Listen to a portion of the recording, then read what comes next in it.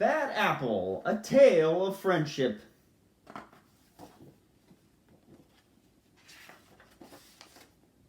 Mac was a good apple. He shared his toys with other apples.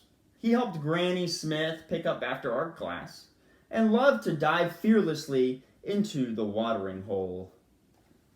On a sunny day, Mac could bob for hours. On cloudy days, Mac would search for the perfect pillow of green grass to take a long nap. In his dreams, it was always sunny, but one day, as Mac lay sleeping, it began to rain. Soon all the little creatures in the earth around him poked their heads out to look for higher ground. Some of them found safety under the large toadstools. Others crawled onto stones and pebbles, but one small worm had another idea. When Mac woke up, he was covered in raindrops, and he wasn't alone.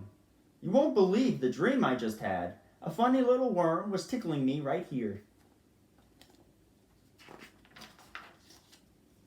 And now I can't seem to get him out of your head. It was you. And that's how Mac met Will.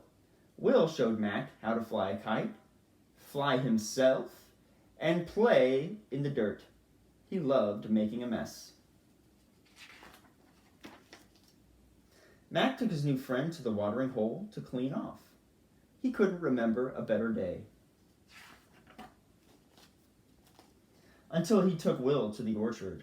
Look at Mac! He's got worms! Mac's a rotten apple! I'm not rotten. I'm quite sweet, actually. So they left. Will cheered Mac up by reading aloud from some of his favorite novels. He was a bit of a bookworm. Mac liked adventure stories best. He also liked when Will finished his sentences for him. The most exciting part is when the pirates find the treasure in the dirt. But the next day, it happened again. Ha ha, it's the bad apple. Ew, worms.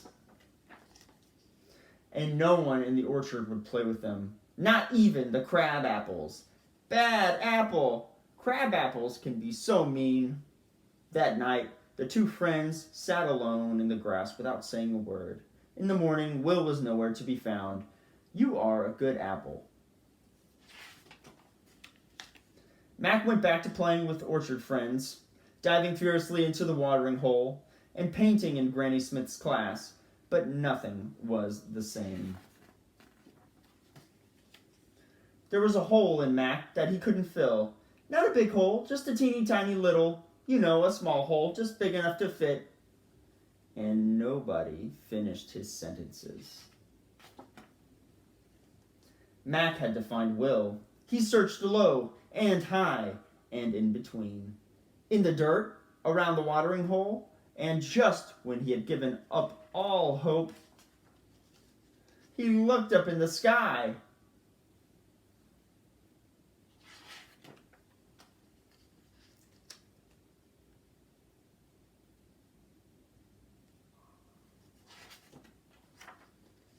Mac knew he'd rather be a bad apple with Will than a sad apple without him.